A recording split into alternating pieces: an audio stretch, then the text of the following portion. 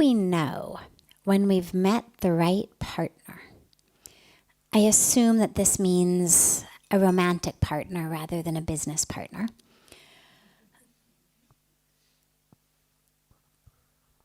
Unfortunately, there's no formula for it. There isn't some equation that I can give you and say, well, you plug in height is X and weight is Y, and if Z is more than 10, then it's the right partner. If Z is less than 10, it's the wrong partner. There's no equation like that. And the truth really is that what's most important in that relationship is us being the right partner. Because one of the things we speak about in here so frequently is the impact of who we are and how we are on the world around us. And that doesn't mean that there can't be really wrong situations, and no matter how right you are, the situation is just wrong. Someone who's abusive, physically, emotionally, mentally. Someone who clearly would rather, use drugs or be an alcoholic than be in a relationship. There's certainly examples of relationships that we could say, here's how we know it's not the right partner. But barring those sorts of situations where someone just cannot be a partner, what's most important really is that we commit to each other and to ourselves that the relationship is going to be either part of our path or that it's going to be our path. Either way. In an ideal world, the relationship can even be your path. Also, in an ideal world, you could have a path separate from the relationship, but the relationship would support the path. So in some cases, what you find is that the partner is also very, very spiritual. And literally in that marriage is able to be your spiritual path. In other cases, what you may find is that the partner either isn't very spiritual or isn't spiritual exactly in the way you're spiritual, and so it's not going to quite work like that. But nonetheless, you're able to support and to create space for each other's path so that you're able to walk on your path and have the love and support of this person. I think in a relationship, really, what is the most important and how I would judge is if that partner is able to hold space, hold a safe, nurturing, ever-expandable container for who you are, such that however you grow, however you change during the course of a relationship, that partner is able to expand. They may not necessarily also grow the same way that you are, but they're able nonetheless to have a space such that your growth, your expansion, your change does not threaten the other person, or that in order for the relationship to stay intact, you don't have to stay in a preset box.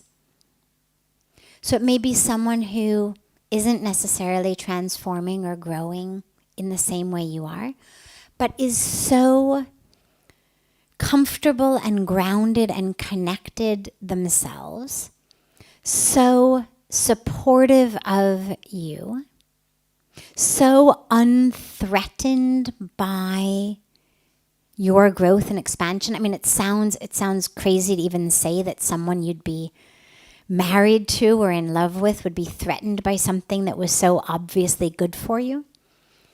And yet it happens. We see it a lot, sadly. You get together at a particular part of your life. One is growing, blossoming, expanding, wanting to keep growing and blossoming and expanding. And that's threatening for the other. And they may not say it explicitly, but nonetheless, the energetic message that gets given is, stay in this box or our relationship is over. Stay in this box or I withdraw my love and support.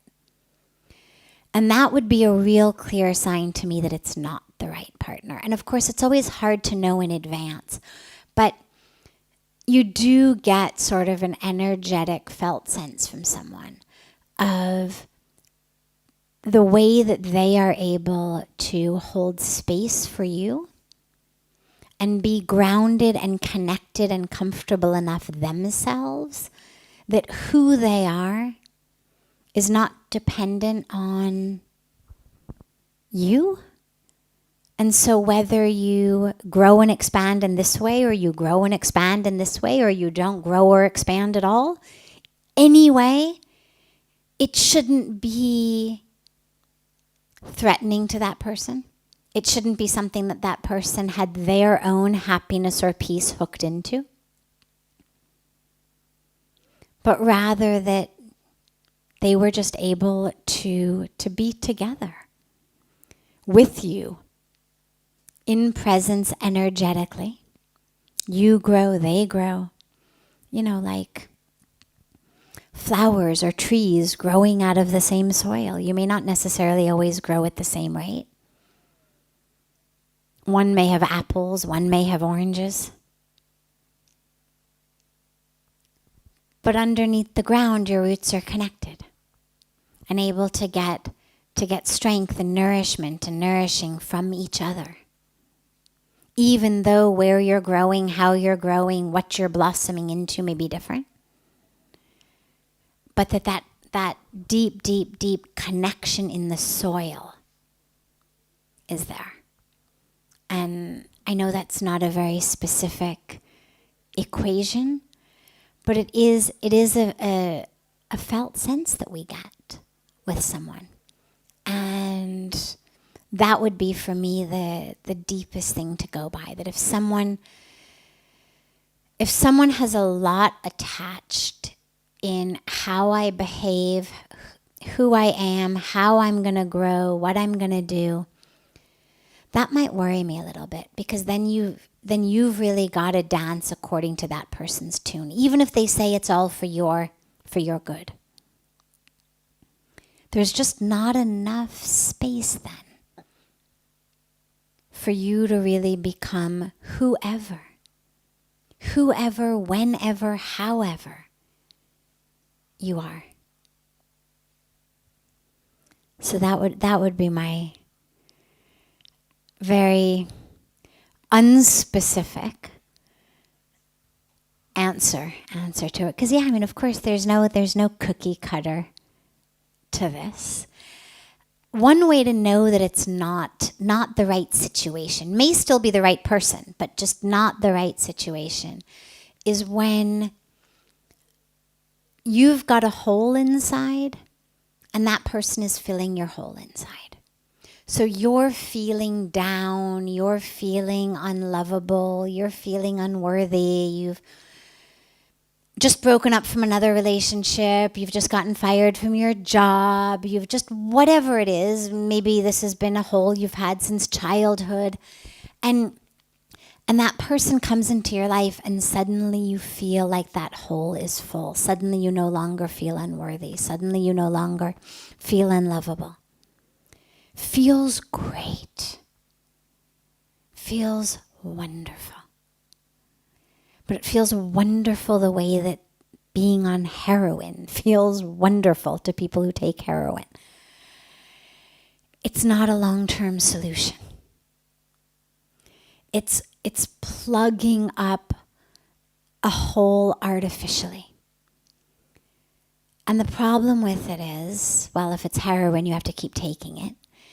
And if it's a relationship, the problem with it is you're not actually healing. You're not actually achieving an experience of wholeness. Rather, you've just stopped up your hole with someone else. And that requires you not to change. Because as you change, as your hole changes shape, that other person is not going to fit into it quite so perfectly. And so if the whole relationship is based on how well their metaphoric pegs fit your metaphoric holes, the relationship locks you into a box. It locks you into a box of being full of holes and being needy. And that's not one that has the space for you to grow and transform and change.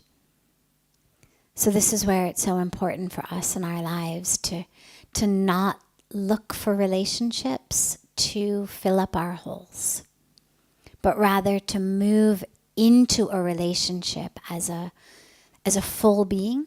I don't mean a perfect being. If you wait till you're perfect, it'll never happen, I guarantee you. But at least a full being. Fully imperfect, divine and perfect at the core, but imperfect in my experience of my perfection, imperfect in how I relate to my perfection, imperfect in how aware I am of my perfection. So a fully imperfect being moving into a relationship with another fully imperfect being. But being committed, as I was saying before, to keep the roots connected while we nourish ourselves in that soil and grow.